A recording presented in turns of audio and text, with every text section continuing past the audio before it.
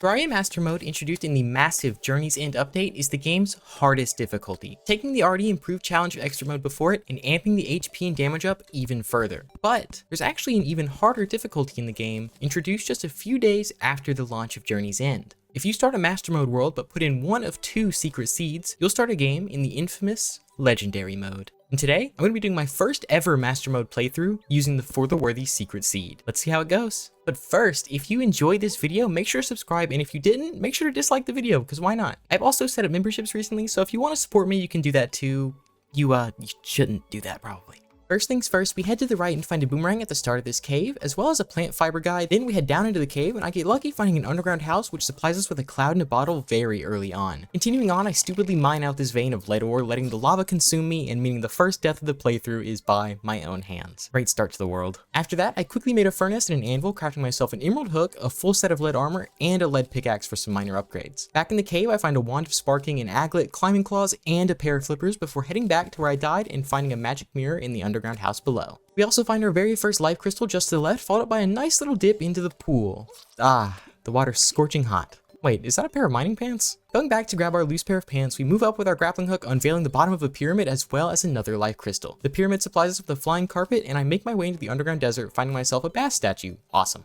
Soon after, I end up trapped in a corner against a big bug, and my boomerang misses, letting the swarmer come in for a big ol' kiss. On the surface, me and the demolition are getting swarmed by zombies, which ends in a couple deaths, before I scurry my way up a rope and take the opportunity to build our base. I quickly set up our crafting area and start heading to the left side of the world. While going over this pool of lava, I notice some obsidian, so I climb upwards and manage to find a sky island. Unfortunately, it's just a sky lake, but it doesn't make much of a difference in For the Worthy. After that, a harpy hunts me down from the skies and takes us out. A group of baddies back home chases me into a cave. This is making me realize our weapon situation is definitely not great. I go ahead and finish off some more of our base and quickly head back to the jungle, carefully making my way down before landing straight onto a dart trap. Going back again, I have a head-on collision with a jungle bat, and I then give up and move back to the right of the world where the slime baits me right into a big explosion. Eventually, I make my way to the dungeon. Moving past, I find a big tree with a few goodies, including some living wood wands. I find another pair of flippers in the ocean, and then blindly fly into some vultures for yet another stupid death. I die to some bats in the jungle again and again. And with that death, I head back home and start chucking bombs below our house to start up our elevator. Wait, how did I die? What? I died again, are you kidding me? Anyway, we find another life crystal and make our way to a mushroom biome where we— oh, come on! Boomerang. Flare gun. Death counter. Back yet again, we have a super close call with this mushroom bat and make a quick escape before coming back and dealing with the other baddies, and one of them actually drops us a rally, which is super awesome. Definitely a better option than our current weapon, so I'll take it. Later, I get a second pair of mining pants. Not ideal, but it's fine since the shimmer exists. I also find a gym cave and head into the spider biome where one of the nests takes us out with a surprise bomb. While finishing my elevator, a spider creeps through the water, taking us out again, and then we make it down to hell where I land right onto another bomb. That's like 3 now, are you kidding me? Once in hell, I make the dumb decision of going into a house, losing all of my HP, and then getting trapped next to a bomb, dying before I can make it home. It's time for some small upgrades though, so I craft a full gold armor set and a ruby staff for some much improved offense. Heading back to the jungle, I finally make it through the entrance, finding a life crystal, another life crystal, and a brand new tombstone. I sell off some extra gems and purchase myself a forest pylon, a piggy bank, and a mining helmet before heading back to the jungle. We grab a band of regen and 3 more life crystals before the slime notices I wasn't paying attention and takes us out real quick. The traveling merchant is here, so we go buy the master mode drip, and I find a pair of water walking boots but die right before I can grab them. Go straight back and I grab the boots, find some Hermes boots as well, a staff of regrowth, another one, and a life crystal while I jump into some enemies. I die to the jungle bat where that slime killed me earlier and find 2 more life crystals, giving us max HP, and once more the jungle enemies end our lives. At this point, I'm pretty confident I can take on our first boss, so I buy some Cthulhu spawners, I scout out a big open area and start working hard, flattening the surfaces and placing a ton of platforms for a makeshift arena. And then this little gnome guy shows up. He's from a new mod that lets me buy instant houses as well as other instant goodies, but I quickly craft a watch and wait at the arena ready to spawn the boss, and the world says nope and gives me a natural spawn instead. I had no idea what to expect from the eye and For the Worthy, so I just played the fight as I normally would, getting through the first phase with ease, and as the second phase begins, I still don't really notice the difference until he's finished a set of dashes and I see that he spawns even more servants and bounces projectiles back towards you. This is barely a game changer though. I just use some piercing weapons and easily finish off the eye, giving us our first For the Worthy boss victory. After the fight, I decide to craft a tendon bow, getting a terrible modifier, so I craft a second, which isn't much better. I expand our storage as we're going to need it for the future and buy some of those nice instant houses from the gnome, placing one in the jungle and another in the snow biome. Back home, I placed down our Cthulhu relic because I want to grab every relic in the game during this playthrough to really experience it. This is my first time playing Master Mode after all. Next up, I decided I want to make a sky bridge mainly for collecting fallen stars, so I make a platform in the sky and extend it out super far. Then I head over to the left edge of the world and start throwing bombs to find the shimmer. I do get interrupted quite a lot since this is all crimson, and I almost die, but some quick mirroring gets us home safe and sound. Continuing down, I break my way into an underground house, but more importantly, directly left of it was our shimmer pool. And glad I checked over here. I quickly throw in the life crystal we just grabbed and our mining pants before placing a small house down here for easy access to the shimmer. I make sure to grab some ambrosia while I'm here and begin to set up a diamond gem tree farm before heading back to the jungle for materials, finding a nature's gift while I'm down there. Over in the Crimson, I begin taking out some hearts, getting 2 Undertakers. At home, I place down one of the gnomes' instant elevators before taking on another Eye of Cthulhu during the night. I keep the houses coming, placing one in the desert and grabbing the pylon as a goblin army finally arrives in the world. It's been ages and this is the first one we've gotten. While stalling the goblin army, I end up finding Tim in this marble biome, quickly taking him out for his wizard hat and finally heading up to fight the ever so patient army. This is honestly not too bad considering we have everything available to us for this playthrough, starting off with some jester arrows and throwing down some spiky balls while blasting with our staff and finishing the army off using the Undertaker with absolutely 0 deaths. After that, I go ahead and craft myself a diamond robe thanks to our gym farm, and I take on a new boss summoning the King Slime. That's a big bitch, goddamn. I'm going in mostly blind to this, so seeing a massive King Slime was definitely a shock. It honestly seems to have made the fight a little bit easier though, since my staff can actually hit him a few more times. He goes back down to his original size pretty quickly, and I may have been getting too cocky, almost letting myself die right at the end. Luckily, we make it out fine and place down our King Slime relic. Next up, we have some desert exploration. Digging down, I find a magic conch before getting beaten down by an antlion charger. While running along my sky bridge, I am blessed with yet another goblin army. Great. Not wanting to deal with that, I go over to the jungle where I die almost immediately, meaning we have no choice but to keep ignoring them and head over to the Crimson. I light up the cave and place down some platforms, expecting the brain to be nothing too crazy. I break the last heart, and let's just say, I was definitely wrong. I buy an instant arena from the gnome and place it down into the underground jungle, and then I die while digging into this hive, forgetting how much damage these little bees really do. But once we're back down, I shoot at the nest and summon the queen bee. I take some really bad hits at the start of the fight, but we do get her into the arena. It doesn't seem to help though, as I keep face tanking her shots and eventually die to a brutal rushdown. For some reason, I decided to use a Brain of Cthulhu spawner in the underground instead of making a proper arena. This ends as you'd expect. But I still didn't learn, ending in another free death to the brain.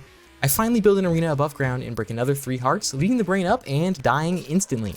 I go ahead and buy a magic arena to place in the Crimson, and another goblin army decides to invade. I didn't even show the second one. But with our new massive arena, we start the fight again, and this one goes much better. Even with a few close calls, we managed to move on to the second phase, where I'm hit with the most epic prank of all time.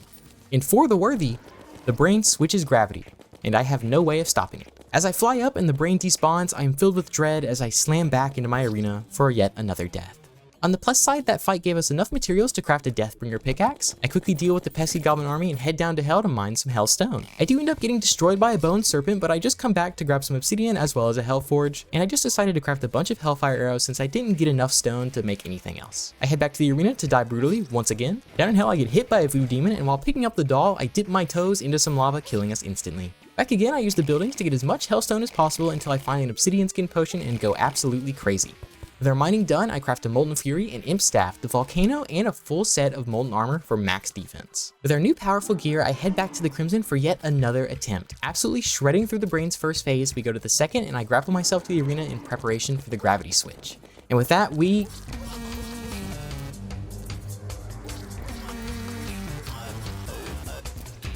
Fuck that guy. With the brain finally defeated and my heart rate up in the 300s, we head back home and I place down our relic before grabbing our Brain of Confusion. Not wanting to waste any time, I head straight for the dungeon and start preparing it for a fight with Skeletron. Once night hits, I go and start the fight, getting jump scared by his massive hands and incredible fall. We take a few hits trying to get to our arena, and I definitely underestimated this man's abilities as he flies towards me and takes me out in one hit. After that, I head to the underground to look for the goblin, finding the golfer and grabbing a bunch of desert fossils before finally finding the little guy and buying our rocket boots and Tinkerer's workshop. Then we craft the specter boots, obsidian water walking boots, tiger climbing gear, and a mana flower. I start doing some reforging, getting our volcano to legendary super quick and stocking up on a ton of potions now that the fly has moved in. Back in the jungle, I attempt to go for another queen bee fight, breaking the spawner and trying to book it back to the arena while doing some crazy jukes. Unfortunately, right when I get to the arena, I throw, flying straight into her like 12 times. I go exploring for some more jungle chests, finding 2 Anchor to the Winds before I get angel statued and head back home to craft the lightning boots. I start mining towards the next beehive, clearing it out carefully, but not carefully enough as I accidentally break the spawner while mining and end up down and out. I die in hell thanks to the ash block gravity and a fire imp before heading back to Skeletron and starting the next fight. This attempt was going pretty decent, but I eventually get hit and caught in a head spin, taking us out before any real progress could be made. I spend the rest of the night extending my sky bridge and connecting my dungeon staircase to it for the next attempt. But before that, I expand our storage system since I was running out of space, and I finally finish the little sky bridge hut, moving the night into it. Taking absolutely no chances, I kit out the sky bridge with heart lanterns, campfires, and I even use my axe of regrowth to place down some sunflowers for increased movement speed. I finally decide to explore the snow biome, placing another elevator and heading down, finding an ice boomerang, an ice boomerang, an ice boomerang, a pair of ice skates, and a blizzard in a bottle. Super useful for extra mobility. I also found an underground jungle tree in the snow biome. That's pretty cool. Ready to make some major progress, I make the Frostspark boots and head back to the dungeon, summoning the Baldy and performing some honestly crazy dodges while climbing to the top. Once up here, we have the luxury of being able to run in a straight line for literal ages. Using our Molten Fury to target the hands, we try to get them down evenly. Eventually, we get them low, but Skeletron hits us right back, leaving us incredibly close to death as we take out one of his hands. Luckily, we managed to dodge and weave, living through it and taking out his second hand, just leaving his head to deal with. This actually isn't the worst. Once I get into a groove, I'm circling around him and dealing tons of damage as he dashes, and we just rinse and repeat until eventually Skeletron goes down and we can progress into the dungeon. But first we head home to go place down our relic, and once we go down, I make sure to clear out lots of spikes on the way, finding the mechanic before a flying skeleton takes us out. The first chest we open gives us with the Muramasa, but I quickly get poisoned, dying back at our base and heading to the jungle for some necessary materials, crashing the Blade of Grass and finally acquiring the Knight's Edge, one of the best weapons in all of pre-hard mode. Good modifier too. Our next chest gives us the Cobalt Shield with a Shadow Key and the Aqua Scepter. At home, I decide to craft a full Necro Armor set as well as the Spinal Tap just in case I need them, before heading down to Hell and looting all of our shadow chests, grabbing all of the goodies inside. I grind in the dungeon for some more golden keys so I can go up to the Sky Islands and grab myself a shiny red balloon and a lucky horseshoe, quickly crafting the white horseshoe balloon and finally getting the Star Fury. Unfortunately, no wings, but I'll manage without them. It's about time for revenge, so I craft a few Queen Bee spawners and head back to the jungle, buffs in hand. Starting this fight, I'm just using the Knight's Edge and trying to dash into her as she charges, but I eventually switch to the Hellwing Bow and Hellfire Arrows to keep my distance. And with continued dashing and persistent damage, we finally take out the Queen Bee, but she gets revenge on the next attempt. I place down our relic and buy a deer thing so we can get the final one before the Wall of Flesh. Summoning Deerclops, I start with a ranged strategy ending in a couple of deaths as I'm not entirely used to this fight, but I soon realized that melee range makes this fight way easier, taking out Deerclops and placing down the relic, leaving only the Wall of Flesh in our way. I buy 40 million potions and place down a elevator on the far side of the world and go down, throwing in the Voodoo Doll while buffing up.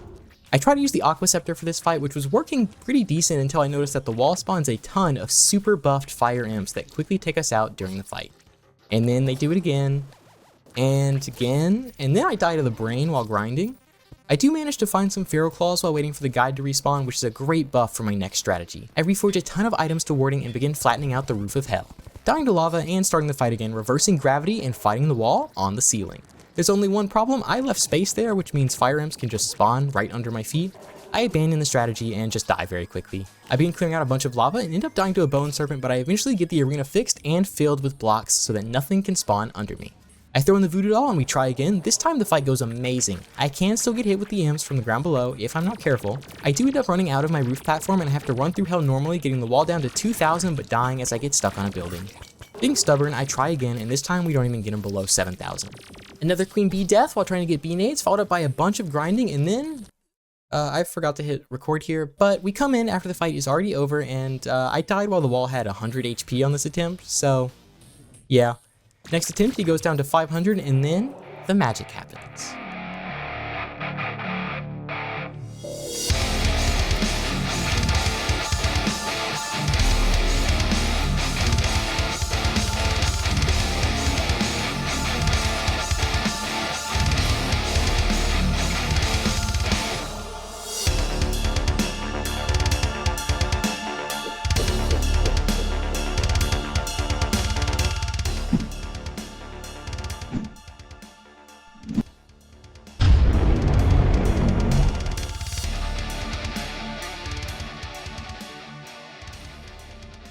What's up everybody? So sorry about the cliffhanger, but I had to take 9 years to make this video due to lack of time and major procrastinating. But I just wanted to say thank you so much for watching. The next part should be out way quicker than this one was, and a quick thank you to our first member, Quackenstein. Super epic that we already got a member, and if you want to join Quackenstein here at the end of the videos, you can go and become a member with the join button. Also remember to join the Discord, link in the description if you want to hang out and chat with others in the community as well as myself. Alright, that's it for now. Love you guys. Bye.